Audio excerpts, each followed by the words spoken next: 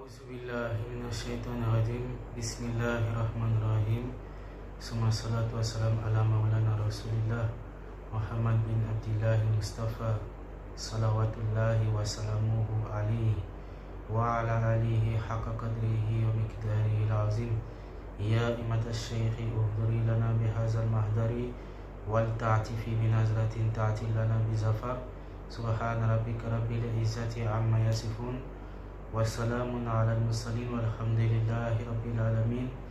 Assalamu alaikum wa rahmatullahi ta'ala barakatuhu. Chers frères et chers sœurs, tout en espérant que ma salam vous trouve en très bonne santé, c'est un réel plaisir de nous retrouver une fois de plus, et nous remercions Allah subhanahu wa ta'ala qui a créé les conditions afin que cette assise puisse avoir lieu, Inch'Allah. Aujourd'hui, nous allons nous entretenir sur le thème de la Tariqa Tijaniya. Il y a beaucoup de personnes qui se posent des questions, qui ont entendu parler de la Tariqa Tijaniya de nom.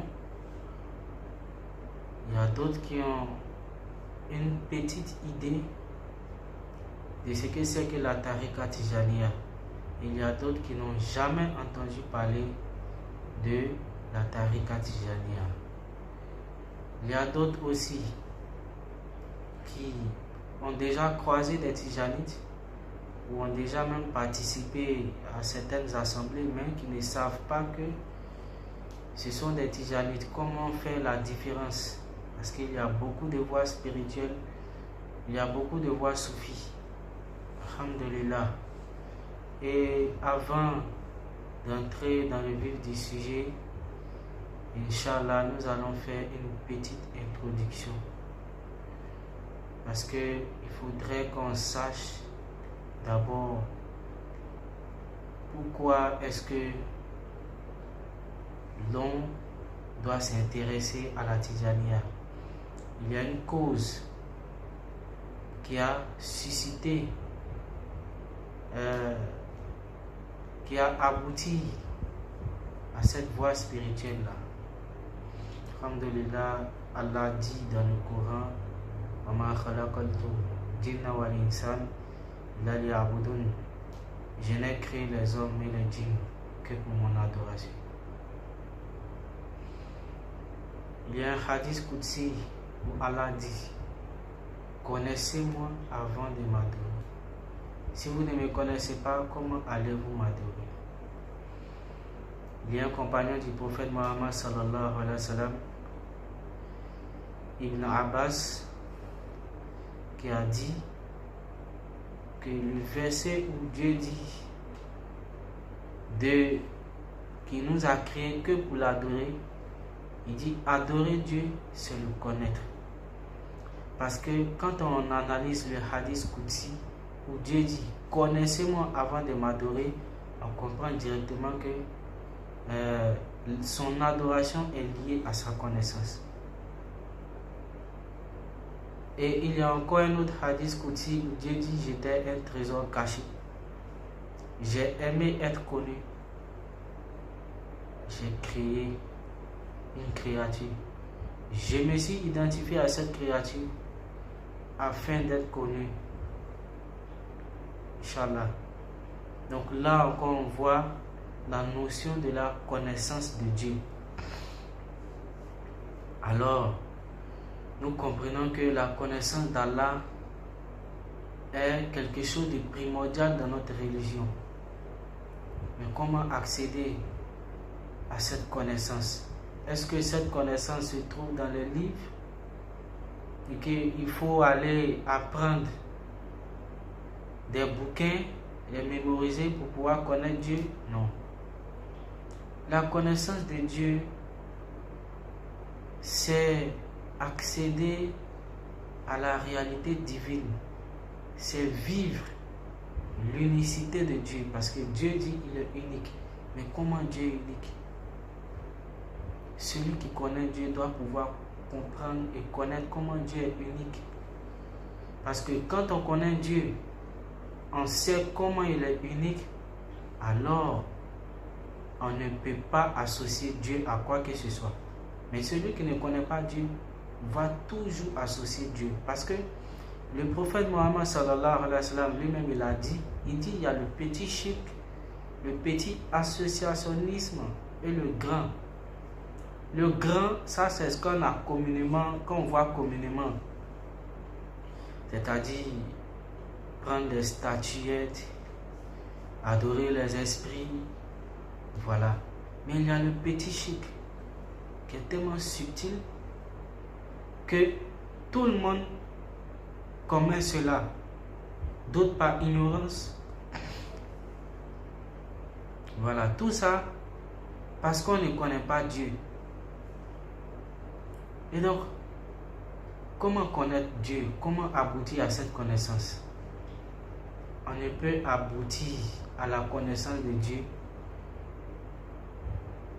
sans faire de rapprochement à Dieu.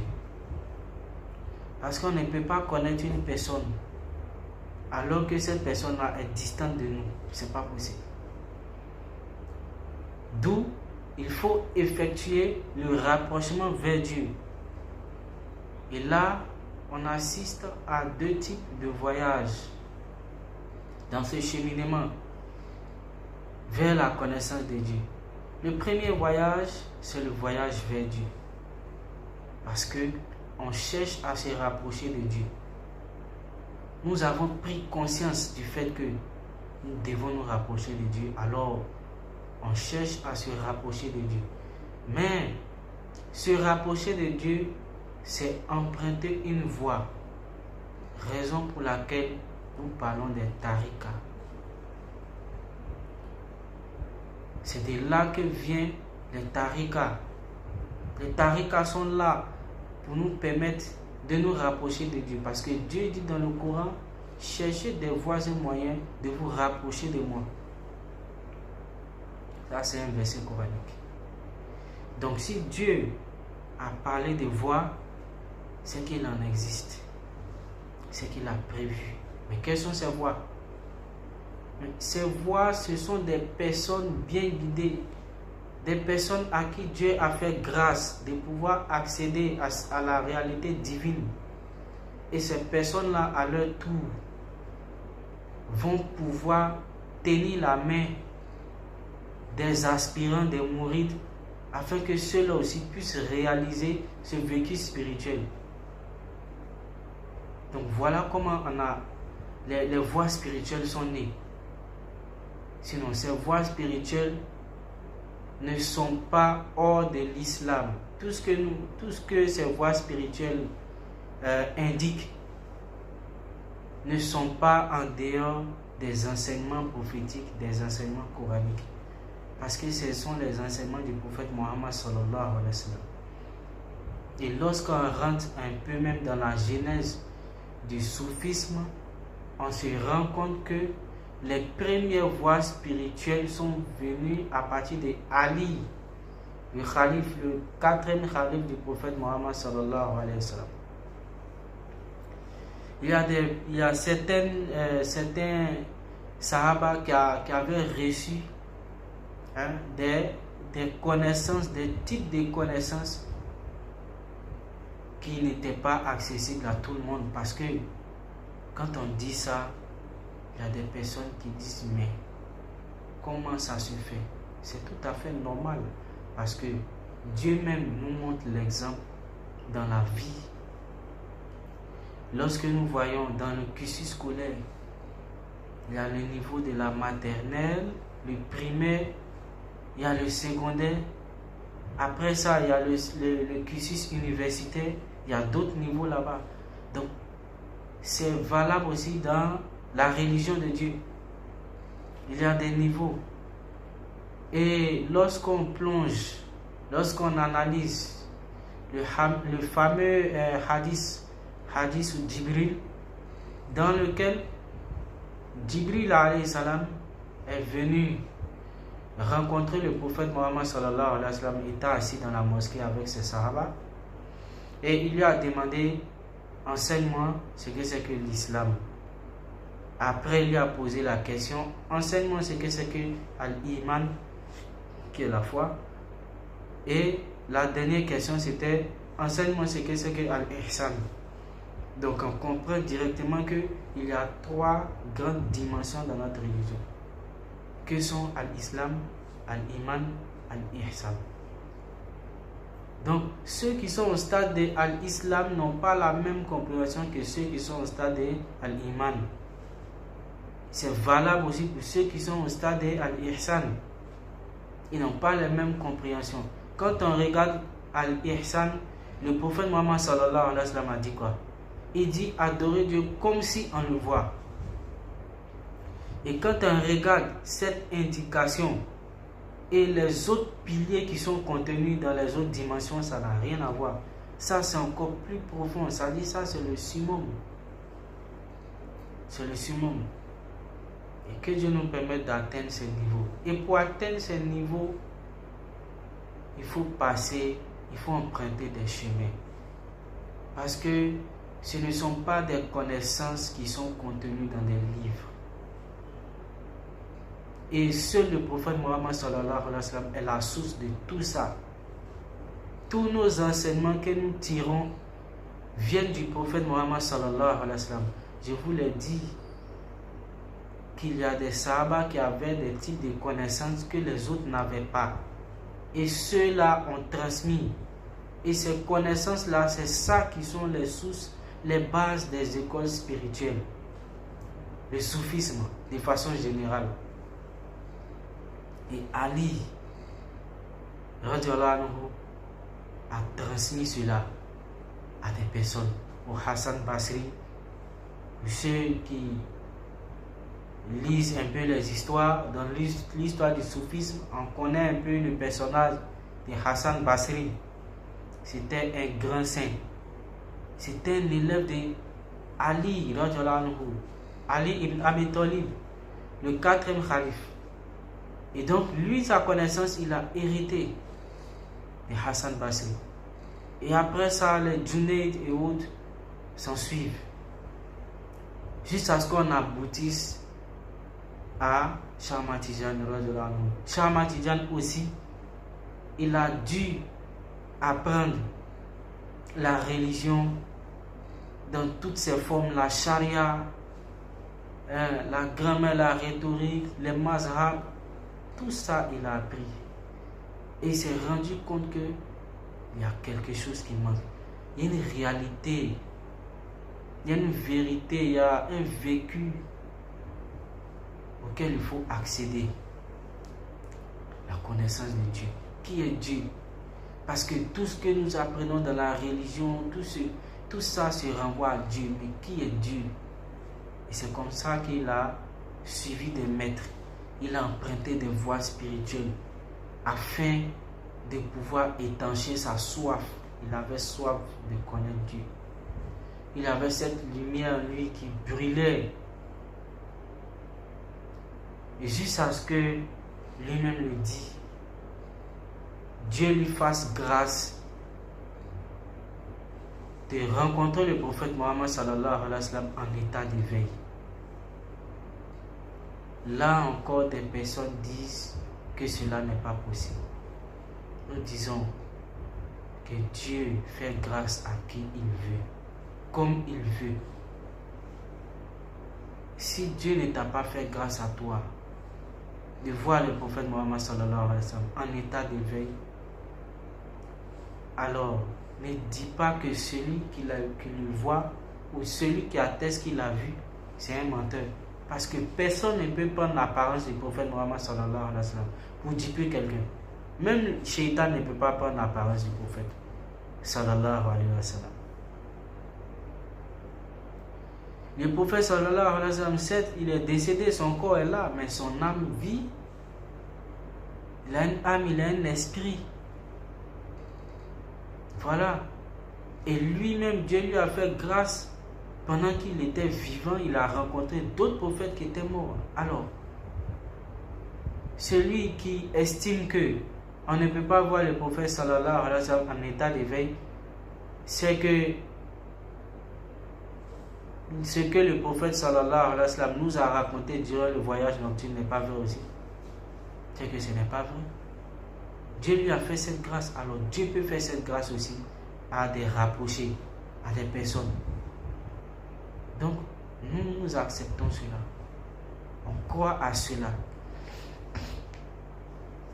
Et Cheikh Ahmad Tidiane a vu le prophète sallallahu alayhi wa sallam en état d'éveil, qui lui a dit: abandonne toutes les autres voies spirituelles. Tous les autres maîtres, laisse-les, abandonne-les. Désormais, c'est moi qui suis ton maître. C'est moi qui suis ton maître, c'est moi qui vais t'indiquer au fur et à mesure les différents zikrs que tu dois pratiquer. C'est moi qui vais t'enseigner.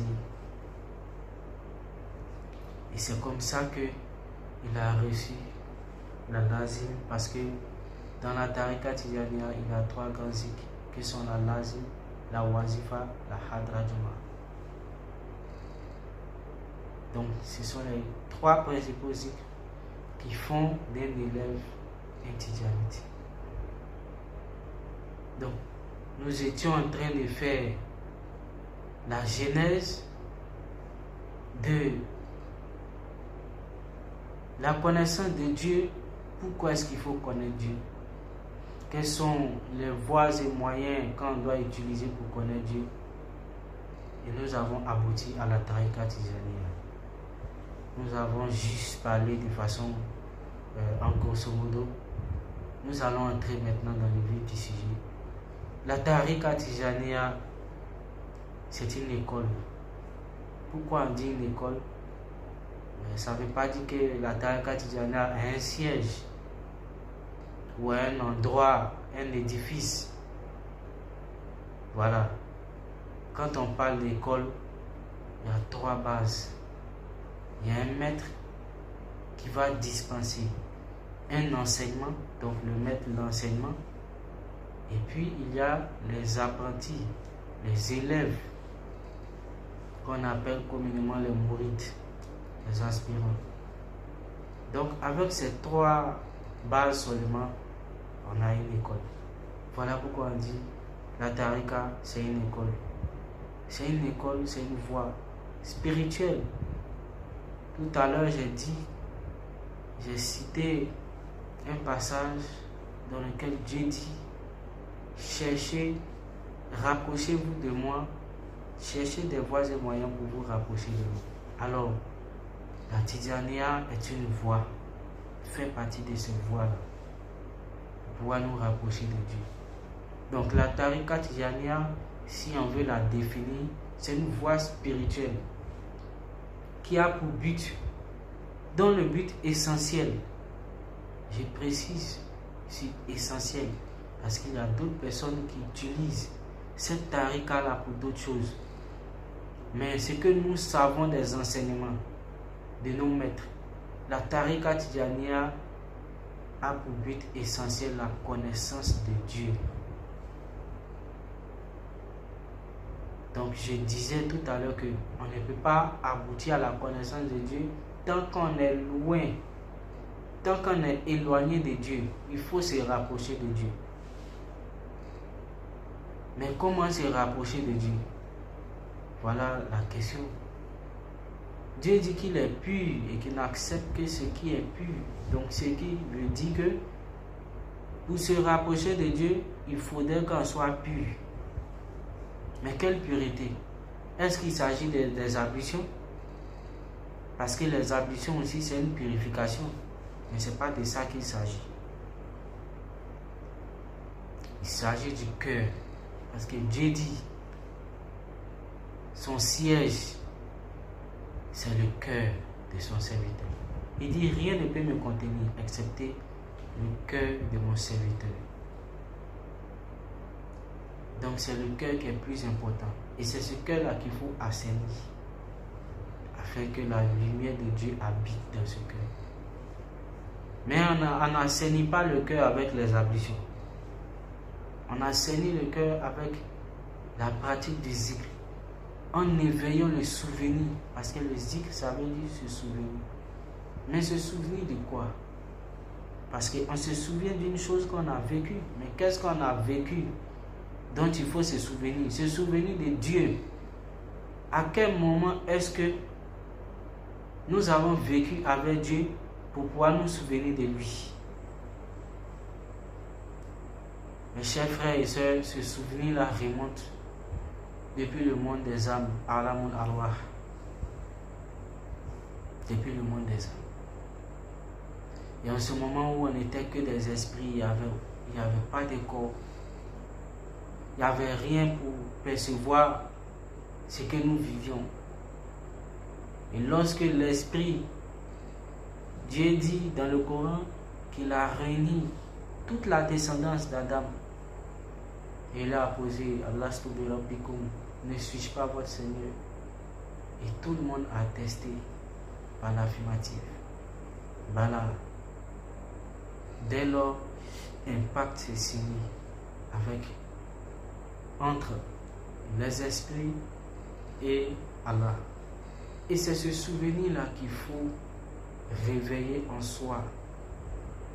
Parce que en ce moment, l'être humain connaissait Dieu. Parce qu'il n'était qu'au stade de roue de l'esprit. Et l'esprit ne connaît que Dieu. L'esprit ignore même son existence. C'est l'existence de Dieu seulement que l'esprit connaît. Mais lorsque cet esprit-là, Dieu l'a introduit dans le corps avec la cohabitation de l'âme, le nafs a pris le dessus. Parce que le nafs, lui, c'est le plaisir charnel.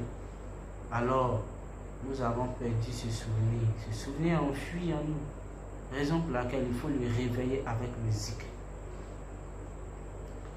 Et la Tariqa Tijaniya est là pour ça. Pour réveiller ce souvenir-là en nous. Mais cela passe par des étapes. Il y a beaucoup d'étapes à franchir pour pouvoir atteindre ce niveau. Voilà pourquoi il faut avoir un guide. On ne peut pas prétendre accéder à Dieu sans un guide. Parce que le guide, c'est celui qui a déjà réalisé cela en lui. Il vit ça. Et il a la permission, il a l'autorisation de pouvoir transmettre comme Cheikh Ahmad Tidjane.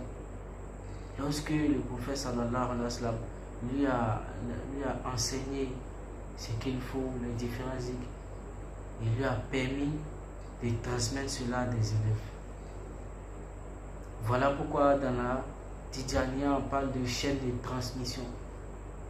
Parce que tout part du prophète Mohammed sallallahu alayhi wa sallam, qui a accordé cette garantie à Cheikh Ahmad Tidjane.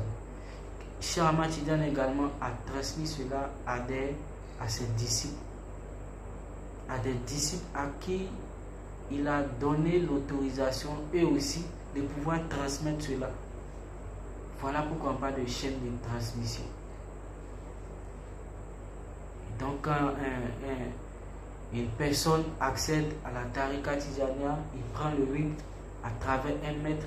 Ce maître-là lui cite sa chaîne de transmission, qu'il a reçu de lui, son maître, de lui, son maître, de lui, son maître, jusqu'à Cheikh Ahmad Tidjane, qui a reçu cela du prophète Mohammed sallallahu alayhi wa sallam. Donc tout ce que nous faisons, nous sommes derrière le prophète Mohammed sallallahu alayhi wa sallam. Nous ne suivons que les enseignements. Rien n'est inventé. Ça nous permet juste d'avoir accès à des profondeurs, à des dimensions qui sont contenues dans notre religion. Alhamdulillah. Et donc, la Tariqa Tijaniya est axée sur la purification du cœur, à des zikrs, raison pour laquelle nous pratiquons les différents zikrs. Et ce sont ces zikrs qui vont permettre au nafs d'anéantir le nafs. Parce que le nafs, il a des étapes. Il y a des étapes par lesquelles le nafs doit passer pour pouvoir être agréé par Dieu. Et ce nafs va se soumettre afin que l'esprit qui normalement doit dominer dans le corps puisse reprendre sa place. afin que ce souvenir-là soit, nous puissions le vivre dans le cœur, parce que le cœur, c'est lui qui est l'intermédiaire. C'est le cœur qui est l'intermédiaire. Donc c'est dans ce cœur-là que nous allons vivre ce que l'esprit ressent. On va le transmettre au cœur et nous allons le vivre. Et c'est perpétuel. C'est perpétuel, c'est sans interruption.